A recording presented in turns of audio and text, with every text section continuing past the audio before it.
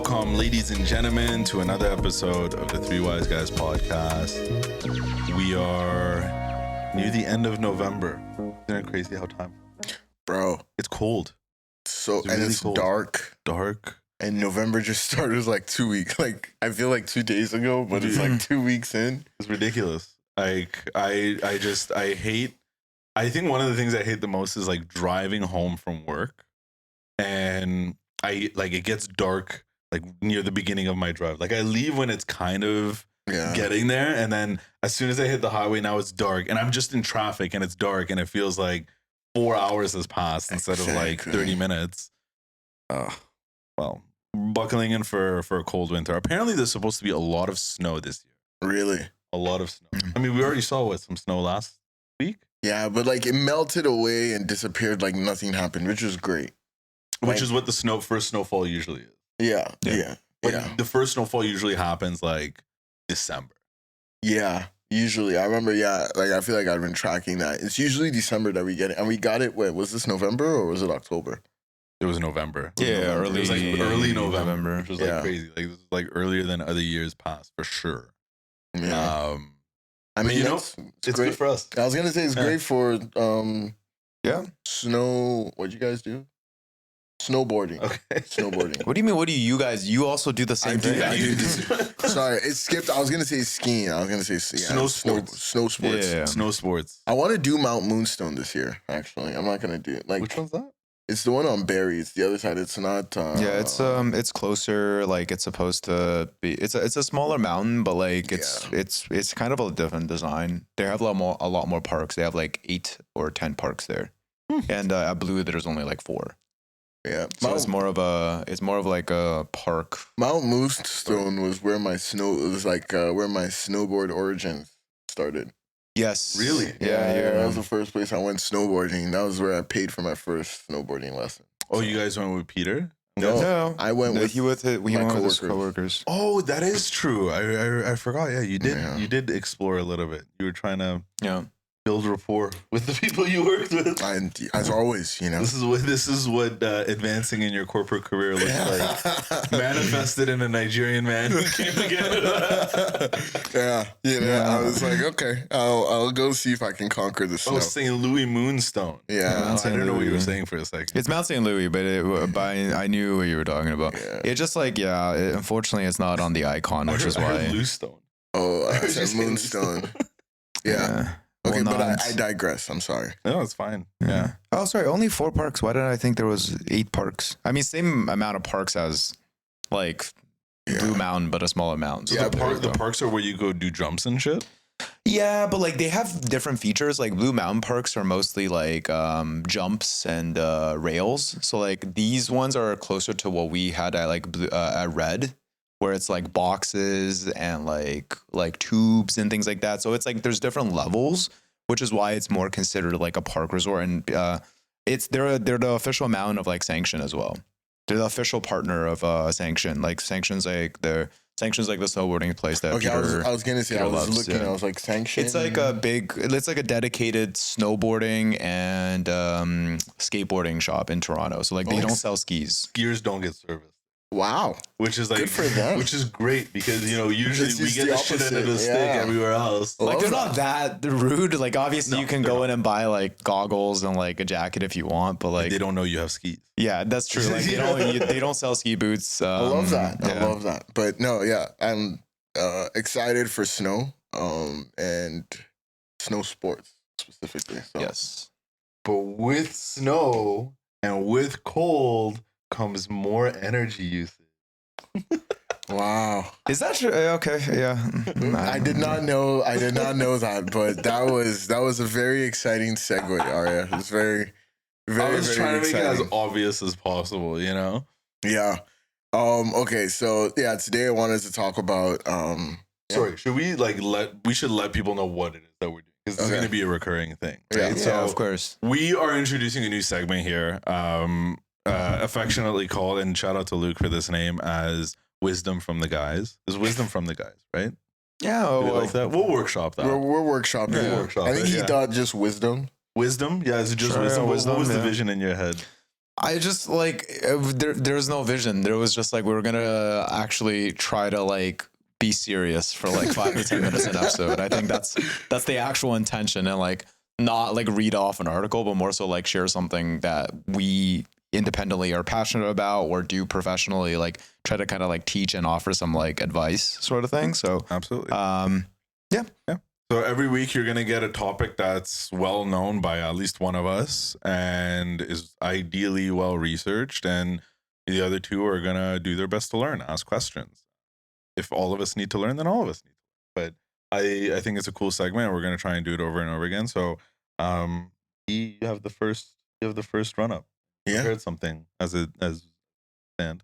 Yeah. No, I did. And, thank you for the incredible segue. From snow and snowboarding to energy, but that was great. Yeah, I mean, is that true though? Just out of curiosity, yeah. Like in the Energy wintertime, usage, like yeah. more like energy usage goes up, right? Yes, energy usage goes up, specifically natural gas, right? Because we're burning like a lot of gas for our heat. That's kind of the way we generate heat. So what most people will notice is that during winter, their Toronto hydro bill reduces, and their what's it called, Enbridge gas or whatever their gas provider actually like increases. And so yeah, like you can think about it as energy, but the way like the industry characterizes it is like summer is actually like peak electricity. Right, because summer is when ACs go on, and that's actually more electricity than gas. And That makes then sense. and then like winter is like, okay, yeah, that's kind of when we go into like peak gas, like usage. Like it is energy. Both are energy, but just different sources of energy. But when people think max energy consumption, when do we use more energy? People more think summer, just because they associate electricity. Yeah. Like increased electricity usage versus winter with gas. Yeah. So I have a question. This is a little bit of a sidetrack off your topic today, but I think like genuinely a question from me. So like I think hopefully it's like helpful for the users, but like obviously like there's a lot of conversation around the topic of sustainable energy or reusable energy, and like when I hear that in my mind, that's electricity. Because energy, electricity, like that's what I kind of draw. So it kind of sounds like you're saying that energy actually comes from like it's different forms, or is it like, for example, in the case of natural gas, you're specifically speaking about the electricity required to burn natural gas, or is it that there's different forms of energy when it comes to renewable energy? That's actually a really great question. So energy, you can think about it as like an abstract concept. Okay. And like, like an umbrella term, and it has a bunch of different forms, right? That's kind of back to the first law of thermodynamics. And a form of energy is electricity. Now, we found that electricity happens to be one of the most versatile and useful and powerful forms of energy. But another form of energy is heat and steam, right? And so that's also a very useful form of energy, because when we think about combustion engines, like in our car, right, what we're really doing is burning fuel to produce heat and steam to, power the pistons. And so that is technically energy, and you think of gasoline and petrol as energy, but that's like more burned to produce heat. Same thing with natural gas, like that we use to heat our homes. Like technically, like, yes, there's very minimal electricity used in that process. Like I think you work with what, HVAC people and like boilers. Yep. Like like it's really just gas is burnt and is used to heat water. There's literally water somewhere down there, and then the steam and the heat from the water is passed around the building. And so when we talk about heating, using energy to heat our homes, like we're talking very little electricity, unless you have an electric heater, right? If you have an electric heater, then like, it's kind of straightforward. Like, you're using an electric heater. But if you're living in a house that is with central heating and HVAC, you're most likely working with natural gas from Enbridge being burnt to heat up a boiler that will boil water and circulate the water through the house, and then collect the condensate and just keep redoing that process. So, like, if I understand correctly, it's kind of like energy is almost like a unit of measurement when it comes to things that are correlated with like power. And the reason why I might think about energy in the form of electricity is because it is the most versatile form of energy. So it would be like if I don't know, I thought like inches were the penultimate form of measurement when it comes to the US. Not incorrect in the sense of like people are generally going to refer to it, but there are other ways to kind of like describe measurements, same way as So that's a good framework. So power is technically different from energy. Power is energy with respect to time, right? There has to be a time element for it to be technically considered power. But now we're going into physics, right? I haven't even started my segment. But like that's like I think the way to think about it is, and like to answer your original question, electricity is a form of energy. Like steam is a form of energy. Like chemical energy, like food, there's different forms of energy, and electricity is just an electric form of it. There's like, you know, in steam. And when we talk about sustainability and sustainable energy, what we have found is that electricity is actually one of the most sustainable and forms of energy in terms of the damage that it does. This is going to be controversial because there's a lot more nuance, and I'm simplifying it. The damage, it's like the damage from using the electricity, and then there's the damage from creating it. Yes. And those are two very different environmentally. Perfect, yeah. But like when you combine both, like compared to other forms of energy, like it's less destructive. It's less destructive versus like the energy, like, you know, the effects of burning coal or natural gas, right? Because like when you burn these things, yes, you get heat, but you also get byproducts as well, and that's kind of where CO2. Meanwhile, like when creating electricity, you do get some of that, and you know we're working on more efficient forms of creating electricity. But the storage of it does not. Yeah, but like PV, right? Like because PV translate sun, not the PV, translates to electricity, and wind translates to electricity. So we're thinking of like more ways to generate this electricity cleanly. And like I said, electricity is one of the most versatile forms. And so we can generate it from burning things. We could generate it from just having a contraption to, you know, harness the wind, having contraptions to harness the sun, and more having contraptions to watch how nucleuses and molecules and like a nuclei, like that's nuclear energy, how they like, you know, disintegrate. Like there's just different ways to harness that energy to generate electricity. And that's kind of what this is.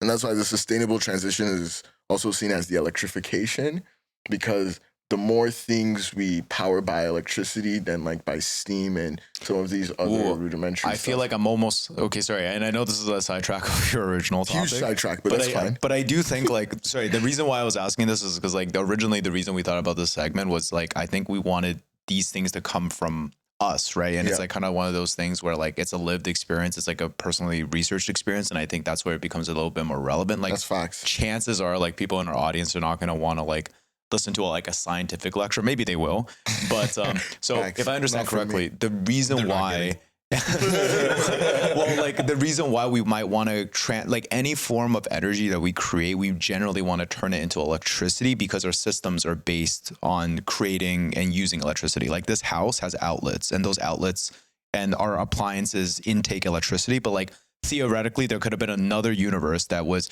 built off like steam. And then we would actually try to transfer everything into steam, because then our power grids and our systems and our homes would be built off of steam. And that's why kind of like we always talk about electricity when it comes to energy. It's funny, I actually think there was a reality in our life where like when the steam engine came. Yeah, you're right. The steam engine came. We had, I think that was the only like energy generated, like automatically powered thing. Yeah. Like, am I wrong? No. I was gonna say we literally did. We went through that. That was like a phase of our evolution, which was just steam powered thing. Yeah, and before that, there was a part of our evolution where it was just kind of oil and coal powered, like whale oil and paraffin wax. Right, that was how people were lighting things. It was like you had to imagine for all the all the bulbs in this house, It was we would just have real to fat. go get oil Yeah. to pour inside each of these And filaments. smell those fumes Yeah, like and- every single day of your life. Exactly. So Interesting. and that's kind of where the versatility of electricity came in, because with electricity now we can create things that aren't just like factories and trains, and like now we can create microphones, and we can create lights, and we can create computers and TVs and PS5s and like, you know, like cars now. You know what I mean?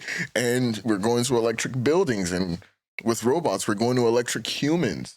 Right? Do you get what I mean? Like, no, like, yeah, that's kind of like a way to think about it. Like, we also have a biomechanical system for transferring energy in a way. We do. Like when we're eating things, that's being turned into energy in Chemical like energy. Yeah.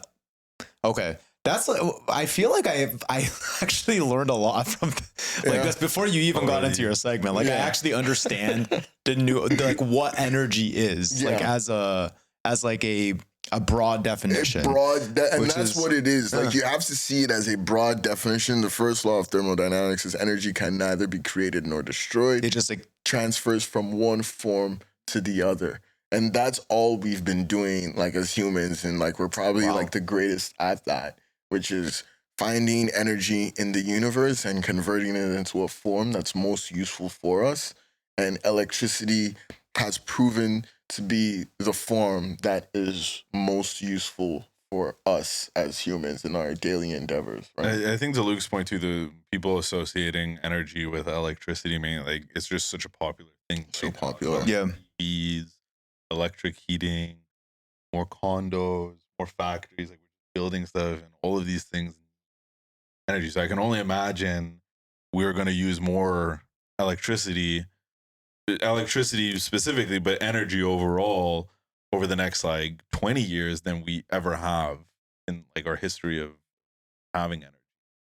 No, that's totally correct. I think, well, totally correct. That's correct. The framework and the way of thinking about that is that's kind of the properly adopted method. And you have to think the main way we interact with energy, like, is through electricity. If you think about it, like our homes, like our phones, like we don't think about the boiler downstairs. No. And unless like you own it. like yeah, unless you own it, and even if you own it, it's locked. Just because of the money you have to spend on it. That's the only time you think about it. It's the only reason why you think about it, and it's locked. The only other thing is like cars. Like you don't think about electricity. Like you think about actual power conversions and torque. Like people that are really into cars are really into those power conversions and how efficiently that fuel. It uses like a unit of fuel for a unit of like power. for a unit of power in the car, and like the gears and how quickly those pistons, like that's like, other than electricity, I would say the internal combustion engine is probably like, you know, the closest association we have with energy. Cool. But still, electricity is the most popular. Okay. So great questions, honestly, great questions. And I'll try and make this as quick as possible. So we're calling from Ontario. We live in Canada, and the IESO is Ontario's system operator. And what does that mean? Everybody's familiar with the electric grid, right?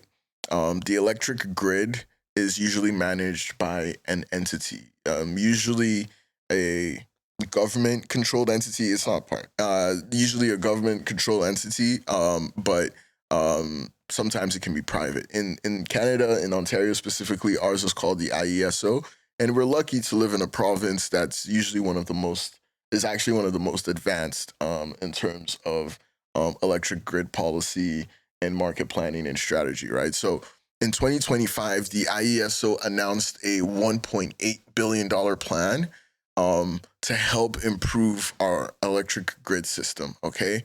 And essentially what is happening is Ontario is about to spend $1.8 billion over the next 3 years on energy efficiency. I'm sure everybody has learned about, hey, turn off the lights when you don't need to, get these smart thermostats, like, you know, use LED bulbs and stuff like that. Seal your windows. Yeah, seal your windows, get like, you know, like energy efficiency is a big thing. However, there's a question that nobody ever asks, which is, all right, I installed an LED bulb, okay, or I got these windows that are sealed. how do we actually measure the savings? Like, how does the electric grid, the operator in Ontario, know that me, Dolapo, living in this address, installed an LED and is now using less energy than I was 2 days ago, right? That's the question that affects all of us, right? According to the IESO, this investment is supposed to reduce peak demand by 900 megawatts. So now, this relates a little bit to the question that Luke asked, which was or was it you that said, winter is when we use the most energy? And I was like, actually, technically, it's the summer, right? Because that's when we use the most electricity. And so during the summer, that's when the IESO, specifically in Ontario, that's when we call peak season, because this is when we use the most energy. This is when our peaks are highest. And so we have a system here that incentivizes people within the summer to, use less energy. And so when you hear the concept of peak demand, it just means, hey, we're reaching a point where a lot of people are using a lot of energy and we might not have enough supply, or the cost to get additional supply is prohibitively expensive. You know what I mean? We'd rather just get people to reduce it. So, and when we say 900 megawatts, that's a lot of energy, right? 900 megawatts is just less than a gigawatt, but that's enough to power thousands of homes, right? So the IESO wants to spend 1.8 billion to reduce the 900 megawatts, and 900 megawatts is energy. And now they go here and they call it save 4.6 terawatt hours of electricity. Now, when they say terawatt hours, now that's a unit of power. And that's the difference between kind of, energy and power a little bit, where I was like, there has to be a time component. So how far that specific unit of energy can take you. Before it runs out. Yeah, it's like I use 1 megawatt. How long? Did you use 1 megawatt for 1 minute? Did you use 1 megawatt for 30 minutes? Did you use 1 megawatt for 1 hour? Yeah. Because a lot of things can probably supply you 1 megawatt for 2 minutes or 5 minutes, but not a lot of things can supply you 1 megawatt consistently for 1 hour, right? And so being able to supply a megawatt consistently for 1 hour is equal to power, right? So now the power rating is 1 megawatt hour. So it's just kind of helping differentiate between energy and power there, right? Okay, and so this 900 megawatts and so number terawatts that I just said is essentially going to be the amount of energy that we don't need to generate because we've saved, right? And so now the IESO doesn't have to go look for additional nuclear plants or hydro dams to add this, right? Now, but this entire plan is dependent on something that most people haven't heard of, which is a baseline. I don't know. Are you guys familiar with what a baseline is? Like a benchmark? Yeah, like an energy baseline. Yeah, exactly. A baseline is basically it's the math that estimates what a building would have used if they didn't participate in reducing their energy, for this event. So let's just say in our house, 29 Maple View, we spend 10 terawatts every day. I'm gonna have to find this and blur that out. Yeah. Okay. Yeah. Sorry. What's our time mark? It's blocked by the light. It's 36. 36? Okay, I'll remember I'm sorry. that. No, you're good. That's the one piece I don't want to include in here. In our home, we spend this amount of energy per day. And then let's see, maybe when we install a smart thermostat or we install more LEDs, now we use less energy. So the energy we were using pre-installing the thermostat and the LEDs would be our baseline, because that's how much we would be using, right? And then the deviation, which is the difference now that we've installed, that would be the savings. And that's what we need to measure, right? So most people haven't heard of baseline, and that's the problem, right? Our baseline system in Ontario is built on a method called high 15 of 20 with an in-date adjustment factor. Jesus. Okay, I don't expect anyone to understand what that means, but the name is kind of self-explanatory. I think what's most important is that this was designed decades ago, and it struggles with modern variable and mission critical load. So like if you have a PV right now in Ontario, if you install solar panels on your house, like yes, you're helping the environment, but technically you can't participate in demand response, like, you know, peak demand, like because of the way we measure electricity consumption and how archaic it is, Ontario will not, like, there's no benefit technically, according to the system operator, for having like PVs, just because it's so variable. It's no longer easy anymore. It becomes more complex, which makes sense. And so you're not able to do that, right? Now, the IESO has done lots of reviews on the way they calculate energy consumption and they do the baseline, and they have shown that the way they calculate it can be off by up to or by even more than 13% for variable loads. They're saying the way they calculate our energy consumption, this is the IESO self-reporting, it can be off by more than 13%.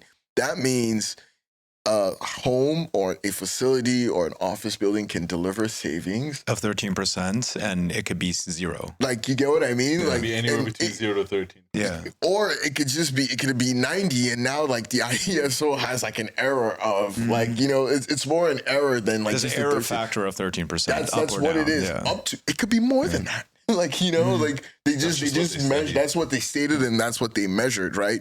And this shows up in a few ways, right? The way this error comes up, right? And like some of these get really technical. There's the IDAF trap, which means like sometimes people know like, oh, we want to reduce our savings on this day, on a Tuesday, and so like on that day they tell people, a lot of people not to come to the office, right? And so what happens is, on that day, like the amount of energy they would be using pre-savings is already lower because they were anticipating this, and they tell people not to come to the office. Well, the IESO will penalize you for that, right? They're like, oh, like, no, well, you know, you're already consuming a lot less. So like, you know, we're not going to pay you for savings. Meanwhile, the only reason you're consuming a lot less is because there's less people. No, like, and you intended to, like, do you get what I mean? You were planning for this, and you told people not to come, and it's like, so you could get compensated. And then the IESO is like, oh, because it wasn't within the specific hour band, like you can't do it. Similar with the PVs, right? Like, you know, if you like, I see you're looking a little confused there. No, but I'm like, wouldn't that mean it's accurate and not inaccurate? Like, wouldn't it always be like less energy used? Like, is that not always a benefit? Yeah. Even if they weren't expecting to. And maybe I'm just not understanding. Yeah, right? They weren't expecting to. They were expecting to have a certain amount of energy usage just lower than the normal on this specific day, and then in addition to that, they told their workers to not come in, so it would be even lower than that. So, is there a way to measure that so they wouldn't give the benefit to that either? Yeah. So what the IESO is saying, like, because the whole reason you're doing this is because you want to get compensated, right? Yeah. So now what the IESO is saying is like. The way the baseline, the way our current baseline measures it is, hey, you're going at your steady usage on this particular day, and you cut, right? Like you stop doing a bunch of stuff, and then it goes back. But if you anticipating that you're gonna cut today, tell people not to come in. You don't start where you know you were normally at on a regular day. You would start lower, and the moment you start lower. They're like, that's not accurate anymore. No, they're saying, hey, you saved energy today, but you didn't. You artificially created it. Like you were flexible. Like, you get what I mean? Yeah. Like, this doesn't count as, like, you know, something. Like, it doesn't count as you were saving. No, I get you. It'd be like the same as, like, if you're, like, trying to lose weight, and then there's random weigh-ins every 15 days, and you know the day of the weigh-in, and instead of, like, just, like, living a healthier lifestyle, so you slowly lose weight, the day before you do like this crazy water fast. Exactly. And then they measure it, but then they're like, oh, the surrounding days in between these data points are not. But my question is still the same. Doesn't that kind of mean that it is accurate then? Like, isn't that a net positive? Yeah, like how are they then catching that 13% margin of error? It is net positive for the system, but what it does is this because the people that told, like, as the facility that told people to not come in that day, you did that specifically to earn money because you're calculating, hey, based off of this is how much, like, I'm supposed to get. But with this rule now, like, essentially the IESO is going to say, yeah, like, you know, you're doing savings, but like this is not part of the program. Now you basically lose out on all of the money you could have made from all those savings because of this. Oh, like, sorry. So you're saying this is a new thing that they're going to be doing? No. This is how it's always been. Okay. I'm surprised there's still that margin of error. It seems like it's a pretty good system. Like, yeah. Well, what happens is, like, I guess the way to explain it is, like, think about that weigh-in, like that you're talking about, Yeah. because that analogy is perfect, right? Should at the end of the day, the goal is to make weight. Should the method with which you go to make weight, like, penalize you from getting compensated for making weight versus not? like I would say in this case, yes, right? Because the IESO, similar to the weight gain loss equation, their prerogative is to like lower energy in a sustainable and like long-term way. Like it's what I would imagine. It's similar to the weight loss thing. It's like their prerogative is to make you lose weight at a sustainable and long-term way. So that fast wouldn't be contributing to that goal, which is the reason why you're being penalized. Yes. Same thing with the kind of energy. So that's a great analogy. But then the whole point is the goal is for that fast to be consistent, right? Like at the end of the day, like we shouldn't, like where you start measuring where the fast begins is the issue here, right? That's like you're saying if that company then puts into practice that like twice a month people don't come into the office with the purpose of reducing energy, that is still a net positive. That is a net positive. And the way the incentive structure is now, it doesn't reward that. It doesn't reward that. Okay. They would in fact get penalized. They would get penalized for that. That's a flaw in the system. Okay, so I think that's what Aria was saying. Because Aria was like, that doesn't make seems sense to me. That seems like a net positive. I understand wanting to incentivize consistency and a cohesive system. Like that's where all of this seems to be coming from, is you incentivize a system that works together. Exactly. And that's predictable because that's less strain on the grid overall, right? I understand that. But at the same time, if a company, like the whole point of the monetary incentives is to get people to make decisions, to change behaviors. Yeah. And they're changing their behaviors. And now you're penalizing them for it. So that's a huge flaw. It just wasn't clicking in my head. I thought it was like a whole system that made sense. It's that's your point. Your point is that it's a flaw. My point is it's a huge flaw. Like it's literally doing the opposite of what the policy is supposed to do. This is like all of this is cited and well researched. Like respondents have come to the IESO and said, "Hey, this IDAF trap is outdated and is preventing us from doing what you want us to do." Like at the end of the day, it doesn't make financial sense for us, right? Because this IDAF structure was before work from home. Yes. Before the concept of work from home was the thing. I think, especially with the concept of work from home, companies find it incredibly easy to get these kind of benefits. Yeah. And to just tell people don't come in. Yeah. And that was just an analogy, right? Is IDAF means in-day adjustment factor. Okay. Right? That's what it means. So like I didn't want to get too down in the weeds there, but that's just an example of one of the issues doing a high 15 of 20 is, right? Because like now, like that, you're going off of those days, like the IDAF works, and now you start penalizing. And there's a bunch of other issues I don't want to go in just because of time. I think at the end of the day, what I wanted to come to, and this is kind of where I'm coming to at the end here, is think about the stock market in the roaring 20s. Okay, and Andrew Ross Sorkin just came out with a book, 1929. Like that was have you guys ever heard of the Great Depression? Have you guys ever heard of, I think it was Black Friday or something? It was like the day when the stock market, like. Yeah, Black Friday was later, not in the 20s. Oh, sorry, that was in the 20s. But Black Friday was in like the 70s. The 70s. But I'm talking that what led into the Great Depression was just a lack of accounting standards and people just borrowing money willy-nilly, trading on the stock market. Like just a lot of fraud was happening because there was no accounting standard for publicly listed companies.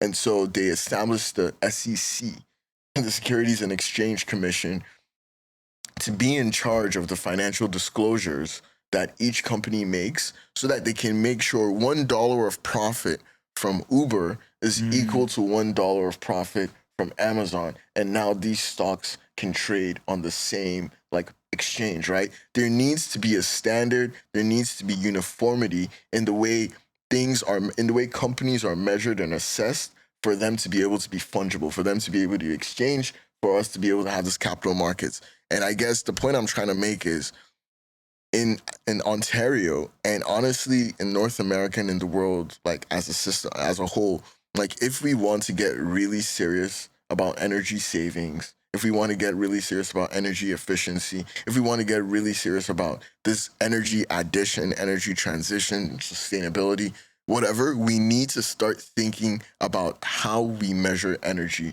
today. Because if we don't have the equivalent of GAAP accounting, like we're just going to be chasing our tail and going in circles, right? It's just going to be disjoint and segmented and fragmented and broken, right? And so I guess that's kind of what I wanted to highlight today, which is the measurement problem in energy that nobody talks about. And until we start like looking at this at a fundamental level, like, you know, like I think we're going to be chasing our tail for a little bit. And if you think about it, the end state is a world where we can trade energy savings the way we trade stocks. Yeah, I was gonna say, I think like you really landed that for me in the sense of like, I think the conclusion there is what GAAP allowed basically for the stock market was the more accurate information that you have on companies, the more confidence you can have on their future and the more aggressive you can make on the bets on the growth of the companies, which is why that eventually led to like the modern ecosystem of growth-based landscapes, growth-based companies, and like hyperscaling, like even like angel investors, all of that stuff, right? And in the same way, it's like the more accurate we can get about measuring how much we're saving on energy, the more incentive there is to save on energy, and the more energy savings there will be. Exactly. So that's why it's like it's valuable to invest a lot of money, because basically like what actually happened here was we put a bunch of money aside and said, if you can prove that you're saving energy, we'll give you money. That's effectively basically what happened. it. Carbon credits. But to your point, like you're right in the sense of like the way that the Liberal government has rolled this out to date, and it's like the way and this is kind of correlated to the HVAC example that you gave me, was when I started at my agency. This HVAC client's like whole strategy was going after the green rebates because there was very rough, like overall overscaling calculations about like, if you changed from this type of device to this type of device, this is the amount that you can save on a yearly basis from an energy efficiency standpoint. But who measures that? Exactly, right? So then as a result, like you're able to create a specific rebate around a product, but it's like, that's probably not very accurate. But if we were like very confident about the 10-year outlook, let's say, of like the energy savings of these products, then we could give an exact number. Like it doesn't have to be these broad stroke things. And that's also why with these energy rebates that come out, they disappear after a while. They disappear super quickly. And they're like, oh, we don't see the effects, but it actually indirectly creates monopolies, because the biggest HVAC companies are the ones that have connections to our, like our government. They know when these rebates are coming out, they build around these rebates, they scale more, which then prevents, you know what I mean? Like it prevents the smaller players. It actually creates like other issues. It's market inefficiency. Yes, it is. But like, okay, that makes, okay, you landed that for me. That's all I wanted to say. Yeah. And my conclusion, my one-liner is, at the end of the day, if we think about it, efficiency, not consumption, is what creates value. Yes. Right? Yes. Because if it like, efficiency has value outside of consumption. Like that's it. Like, yeah, like if that makes sense. I don't need to say incremental. More. It's incremental on the consumption, because there is value in consumption. Yep. But if you can consume efficiently, you create even more value. Right? If you think about it, and like that's not a controversial, like, like it's like everybody wants to be more efficient. We want to, get more. We want to get ROI on our capital investments. The higher ROI investments are the ones that always move. We all want to be more productive with our day. We want to accomplish more within the same 12 hours that we get.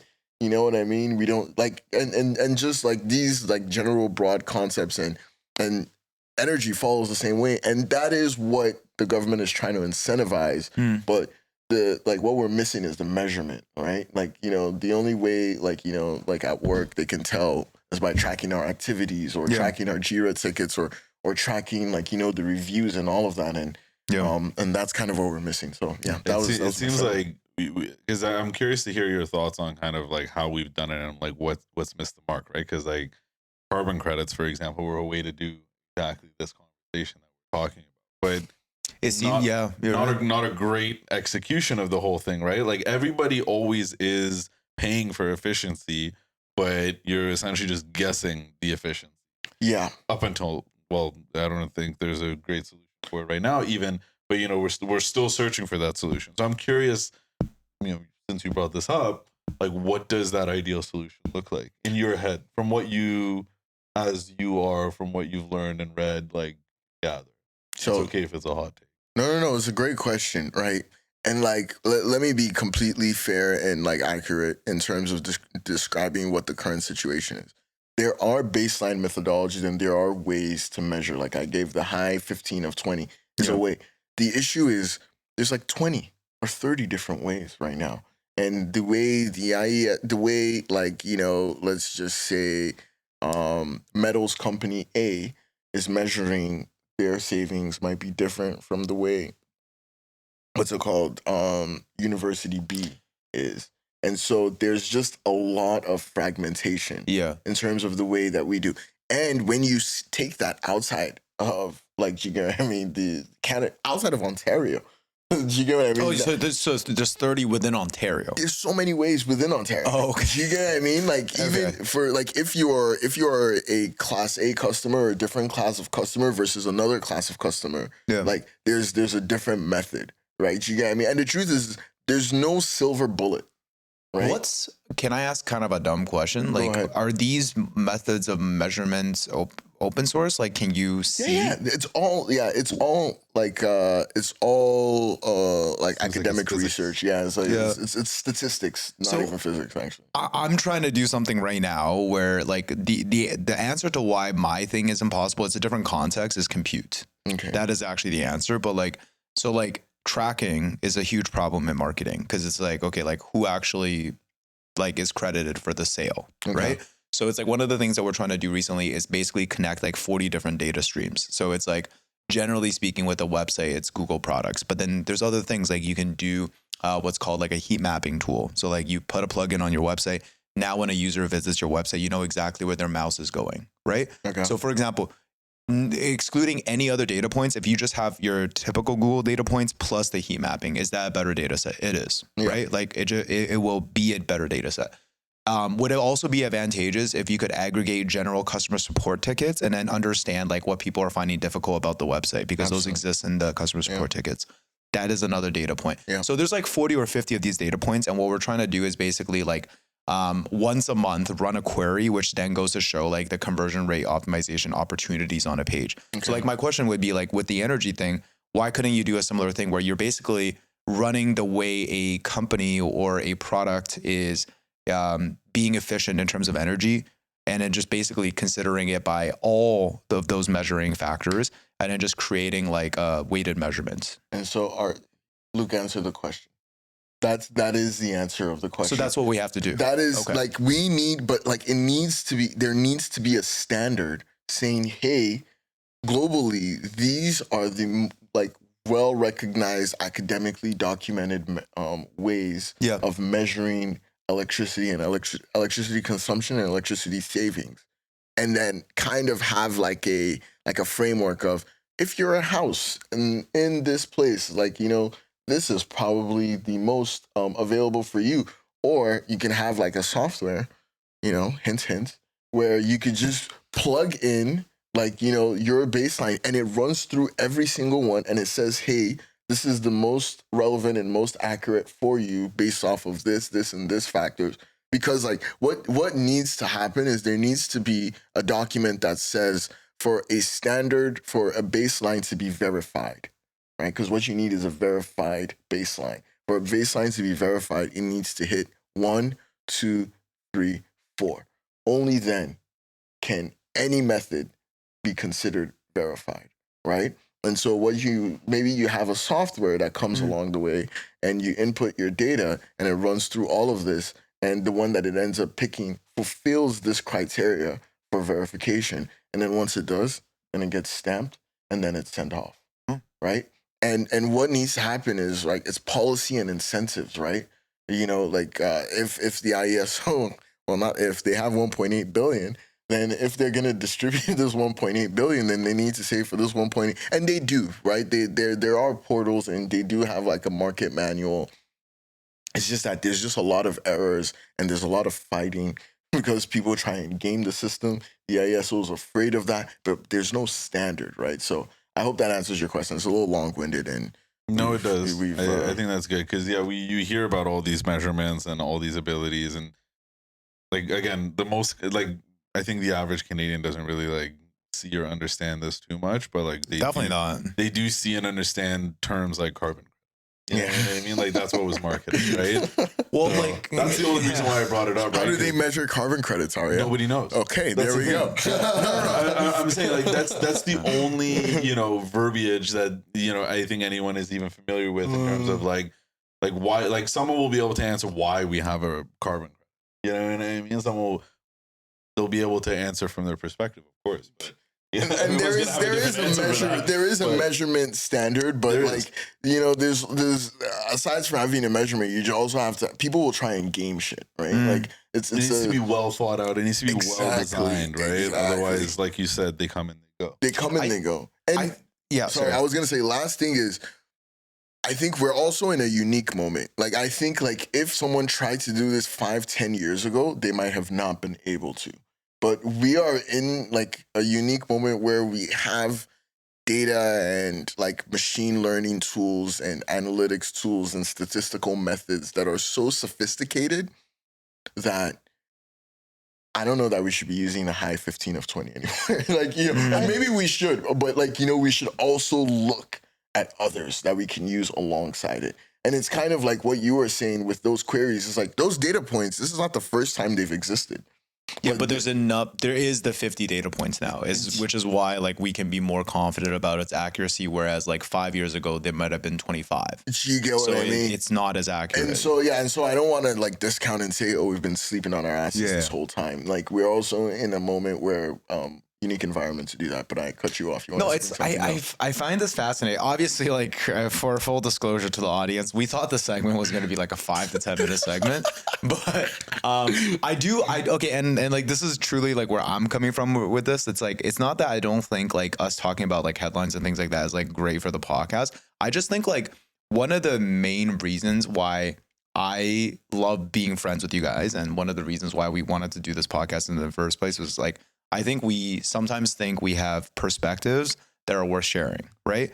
And the reason why we have perspectives that are worth sharing is one of the things I like to think about the three of us is outside of settings with the three of us, like, because I will say personally, when it comes to me, especially when I am talking with the two of you guys, I don't always practice this the best, but outside of this setting, I like to think that we're true students, like we're lifelong learners. Like I think if we're in I get what you mean. This is why you guys are dying now. But I'm saying like if we go into a conference, like my goal there is to like try and learn as much from the people there as possible, and not like to try and like look cool or like, you know what I mean? Like I'm convince them that you're right. Yeah, like I'm always there to try and like just like get some information and learn. And I think one of the things is when you get more information, you get more empathy. And when you have more empathy, you're able to make better decisions for other people. Yeah. It's like one of those things that like, it's so common like for people every single day to basically just say like, oh, we need to save the environment and we need to create these efficiencies. But it's like, how can someone understand that like one of the ways we do that is by, for example, creating a better tracking system for energy consumption? Like if you didn't have the context of what we kind of discussed today, you would think someone saying that might actually be against the environment. Because they're like, wait, what do you mean you're trying to like understand how to track energy better? Like how does that supposed to help the trees? Well, it's supposed to help the trees because just stop using it. Like, you know what I mean? Like this is what I'm talking about. Like this is the way we combat the just use less energy or like just consume less. It's like, no, like China exists, okay? Like the amount of energy they're fucking consuming and the amount of pollution they're creating, the only way we fix this is we make it easy for China to switch from their terrible energy to a better energy. You know what I mean? Like that's the only way. So like I think this stuff like I really enjoyed that personally. Like Hopefully this will do well. Like the next couple of times we do this segment, hopefully it does well so we can keep doing it. And I doubt this will be the last time we talk about energy as well. Like there's so many aspects of it. And there's so many. Funny you met. I'm gonna start doing a China exists counter. China exists. See how many times China. I feel like China exists is just such a crucial aspect of so many arguments that Luke is able to make. And I'm just looking forward to when it does get brought up.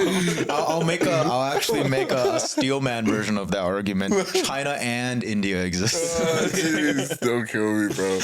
No, but Luke, I won't lie. Like, I love the way you said that. Like that last sentence where you're like, "Yeah, you want to save the environment," and you're like, "Oh, use less energy." It's like.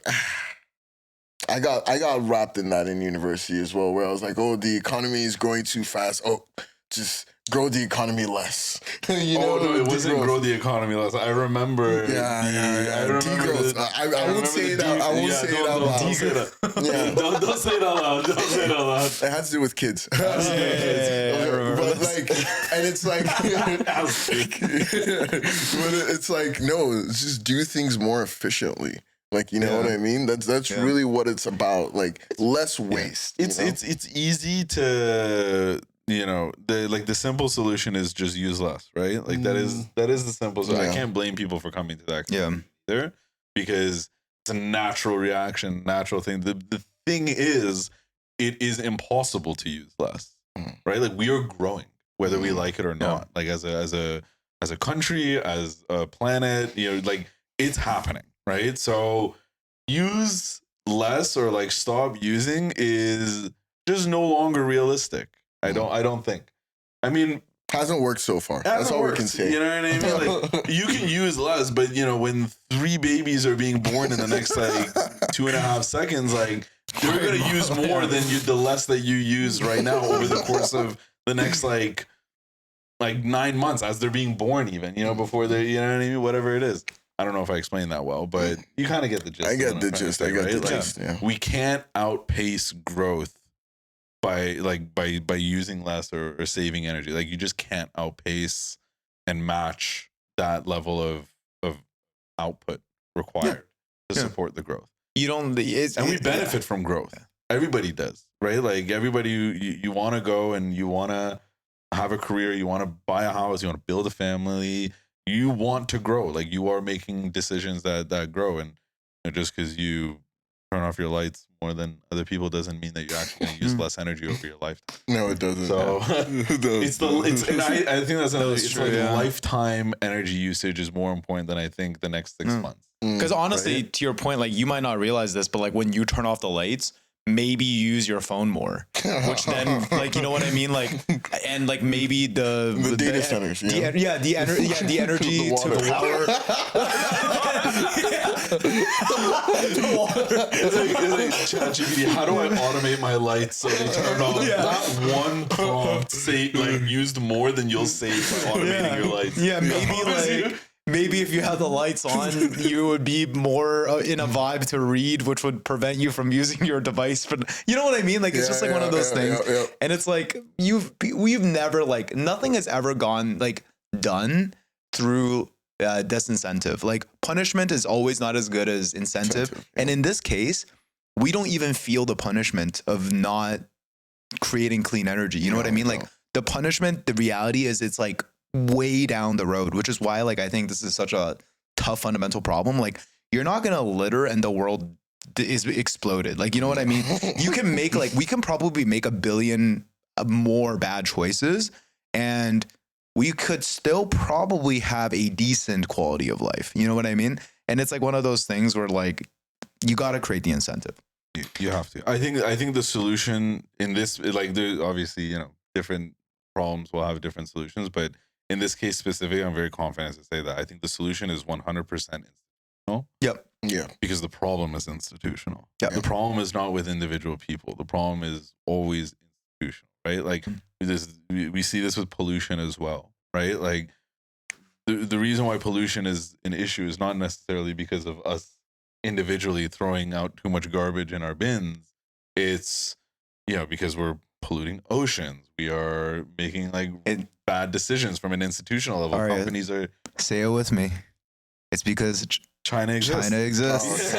China exists. China and India exists. This is number 2 today. But all this to say, and that like it's not like I'm not saying down with institutions either. I'm just saying if the problem is institutions, the solution must be as well, right? Like we can't be expected to clean up after institutional problems. We need to empower institutions to have tools to take care of themselves. Institutions are us at the end of the day. We run them. Whether you like that sentiment or not, it's the fact. And if you have that in mind, I think the solutions you come to will be much more. Agreed. I was gonna say a fitting title for this episode would be like energy's measurement problem is because China exists. Luke is never allowed back in the country. He's never allowed back to China. Oh man, we gotta. We're gonna do a China tour and we're gonna bring the energy education over there. Dude. That is one place we might actually get shot on stage. Oh my god. What's our timing looking like? Man, I lost this bet so bad. I was like 10 minutes, it's like whole episode. No, I mean I thought it was gonna be a whole segment. I'm not surprised reason, as this. This is a replacement of like other topics that we do. I think we probably saved the main stuff. Like, right? what time are we at right now? We have 4 minutes left. We have 4 minutes left. Okay. I want to talk about FAT. Yeah. Okay. So the 3 of us, we went to Fashion Art Toronto. It was my first time there. Your first time there? My first time as well. First time. For anyone who doesn't know, Toronto doesn't have like a fashion week the way New York or Paris does and things like that, but we have Fashion Art Toronto, which is essentially the same thing. From what I learned, it's a lot of like student designers, up and comers, people well known within the immediate community. So it's not like this big international thing, but it's very popular to the relatively small fashion scene in Toronto. Relatively meaning that Toronto is not a tier 1 city, right? It's a tier 2 city, but like it's a big city, you know what I mean? That has a population and, culture is comparative to other tier 1 cities. But yeah, it's just fashion, I think, is not consumed in the same way as it is like in a Paris or New York or Los Angeles, that are all Los Angeles, arguably tier 1 cities, right? So we went, for anybody who doesn't know as well, we are currently shooting a documentary for one of the designers who is showing at FAT. His name is Michael Angelo Joshua Brown. He is the designer behind A Modest Gray. I was trying to pronounce it. I was pronouncing it wrong before, but I think it's A Modest Gray. Oh, really? Okay. I was pronouncing it Amethyst Gray. So I was as well, but I could be wrong here as well. We need to figure that out. Well, yeah, I'm gathering from the scenes that we shot and like the interviews and everything. It kept being A Modest Gray. Oh, so that's why I'm kind of going with that. But well, anyways, all this to say, our boy Michael did an amazing job. He had an amazing show. He headlines the Friday night show. It was this ethereal, avant-garde, stylistic, emblematic combination of just underground street style mixed with a little bit of metal, honestly. Those are my characterizations. Obviously Michael, we should bring Michael on for an episode, possibly. Absolutely. So you guys can meet him. Anyways, I'm bringing this up because I had an amazing time there overall, seeing all the different fashion, seeing all the people that were there, the vibes, the rhythms. I saw a few of the other shows too. Obviously, like I was there, I was very busy. I was like filming, I was running around a lot. I know you guys were also there kind of talking to people, but also enjoying the show. So I'm curious to hear kind of your perspectives too, from the front row seats that you guys. Yeah, I'll go first. Mine will be short. I know Luke probably has like an artistic interpretation of what happened. Just beautiful people all around, like men and women, and like it's always incredible, like just to see people dressed to impress. Like everybody, I feel like everybody there was dressed like really, really well.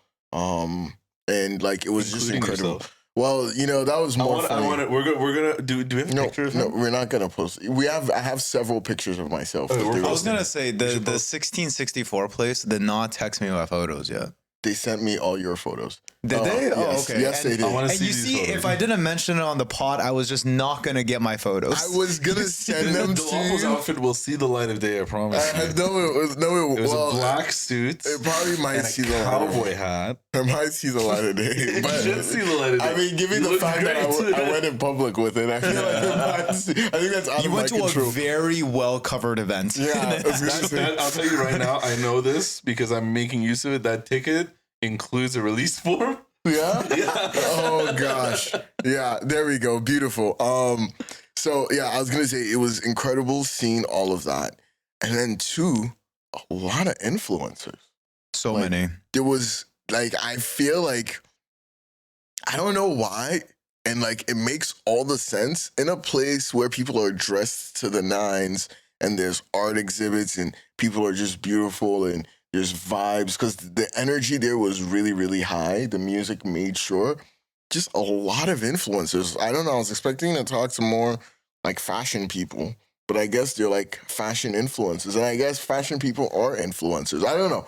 But I went there thinking something else. I got there talking to people and that was what I saw. And I was like, huh, it makes a lot of sense that there's a lot of influencers here. Why didn't I think about that? So, it was great. Very interesting location. Sorry, if you go back, Luke, to a few of the other pictures, that's Amethyst Gray. Yeah, this is Amethyst Gray. This one was one of his signature pieces. Oh, which one? The hooded. This one is as well. Yeah, that is the girl in the hood signature piece. I don't think this one. Anyways, we can post some. Yeah, later. we'll You can post also them. find it on the Fashion Art Toronto. Yeah. I'm not gonna lie, no, I'm mostly here to see if there was a photo of Dolapo in here. No. This is why I will say my photo was taken by someone I believe was a little bit official, but I don't think it was a good photo. I'll tell you right now, Davin and I looked official too, and there's a lot of people there that are. Most of the people there are not media for Fashion Art Toronto. Only a handful. Yeah. Yeah, that's true. Yeah, that's what I'm saying. So I don't know, but yeah, that was what I was gonna say. Incredible energy, great people, lots of influencers, and it was a great time, man. It was a great time. People there were super nice and very interesting location. I wonder what that location is on a regular day. Oh yeah, it was it does just seem like a warehouse on the 10th floor. Yeah, I mean, it seems like it was just event space inside of condos because that was a condo building, right? It was beside a condo building. That was an office building itself. Yeah. Oh, that was an office building. Yeah, it was an It was beside two condos. Yeah. Yeah. It was. Okay. It was inside a condo complex, Lucas, but it was an office. Well, yeah, Luke, what was your takeaways? I thought it was very cool. I will say this as someone who grew up early in life in the art world and then later transitioned to the exact opposite, which is just commerce, I would say. No, marketing, which is the way to make money from art, but continue. All right, you know what? Fair enough. I guess I'll hold that. I think I'm really good at saying the right things at an event like that because I'm not gonna lie to you, man. I don't think this girl will ever see this episode, but that chick that was interviewing me, she was asking me about a collection I did not see.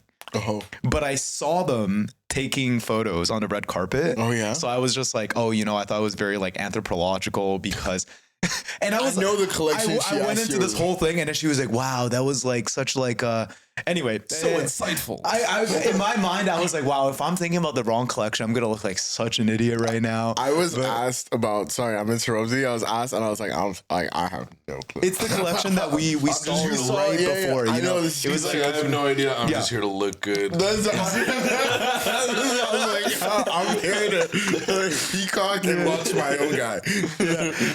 The thing I will say is, as someone who has gone to other types of events in Toronto, tech events and marketing events and things like that, I did feel one, there was a really big Toronto presence there, which I thought was very unique. And two, it didn't feel like other events. Now, obviously, all the other events I'm referring to specifically that I've attended are more business focused. Yeah. So there's obviously a vibe with business events, but I just felt like the people there were so friendly. They really I went out for a smoke at one point and I just organically started talking to like a couple people. And before I knew it, like we were in a circle of like 10 people and like we were all like kind of talking to each other. And I was just like, this is cool. Like, you know what I mean? Like I some of the people knew each other, but like, it was kind of like you knew one person out of like the two. And then like, you know what I mean? It just like, it created a really welcoming vibe, which I really enjoyed. Like that was one unique thing outside of all the stuff like D-Rep mentioned, like the fashion there was very cool. Like I thought it was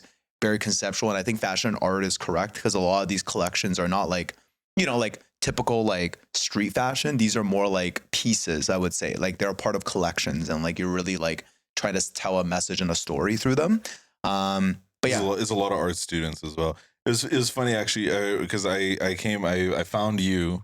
Dav and I were Very doing quickly. rounds. I found you. Well, I was like, D's probably in the VIP. Oh, okay. It was easy finding because I was like, you're the only person there with a white tall cowboy guy with hat. a white cowboy hat. Just like literally cowboy hat. I saw you from like the other hallway. It was Luke I couldn't find, and then I find Luke, and then Luke was like, you know, I haven't really had because you know we were all tasked with doing stuff. We were like, oh, let's go talk to people, let's go get some information. Luke was like, I haven't really had much luck, and I was like, oh, that makes sense. The people here, they're like art students. They're artsy people. They're not really used to. They don't think of this as a networking. No, they don't. Right? We talked so about you have that, to like remove yourself from that. And I think afterwards you told me you had like a lot more success. Probably after because that, right? Because it's like you're like, oh, like I'm just gonna have a chat. You know, I'm not necessarily gonna like network with you. It's like you have a smoke and you're there, and you know what I mean. And that's just the vibe. You know what I mean? That's one of the beauties of the vibe and everything. I wasn't harshing the vibes anymore. No, it was just, you know, it made sense because, you know, all three of us, we do corporate conferences, right? So like when you go in there, that's our approach. And it takes like a few meetings or like talking to people to be like, okay, yeah, like this is not going to land. You know what I mean? Like takes a second to get out of that mindset. Oh shit, that's right. Is there anything else about Fashion Art Toronto you want to get out? Aside from the fact that I will be going probably every year for as many years as I think I will be going again. Once a year, like just to go experience it. Just to go experience, wear something nice. Like I will be going every year. Also, dude, just to go to that thing and not watch the runway is free. Yeah. Like, you know, really? that general area that we were in with all of the things, like no one checked my tickets until I went into the line. That's very true. And then I remember I was reading on the website, and this is like more of a shout out to everyone. Like if you just want to attend this event and just like look good and like, you know, just be there, like be at a cool event, you can. Like you don't actually have to pay. The ticket is to watch the runway. That is true. Yeah, so like you if you can go and you can shop among the vendors and drink and watch. I feel like to get into the elevator, we had to show them. No, you did. There was two security guys there. I remember I met them. I had a smoke with one of them before we even like picked up our tickets, and just like a kid. You know, that's true. That's he was true. not checking anything. Right, I think technically we were supposed to. Maybe. Like, you know what? I'll double check. I just know that the two security they were just yapping to each other. They weren't like securing anything. You definitely could have gone in. You definitely could have gone in without a ticket. But I will say this: the other thing I loved about the fashion art event, and this is the reason why I was like, "Are we done with this?" Because I want to transition super quick to one last thing. Is the price of the drinks there were much cheaper than any other networking event I've been at. Because like you could get like a canned cocktail for like $10. And then you could get like a beer. I think it was like $11 or $12. Yeah, something like that. Not too expensive for like an event. Like price. Yeah, you know what I mean. It's I'm not a happy. corporate event. I'm happy with it. Socialism. I'm happy. Yeah. But speaking of great value, I want to have a public service apology here.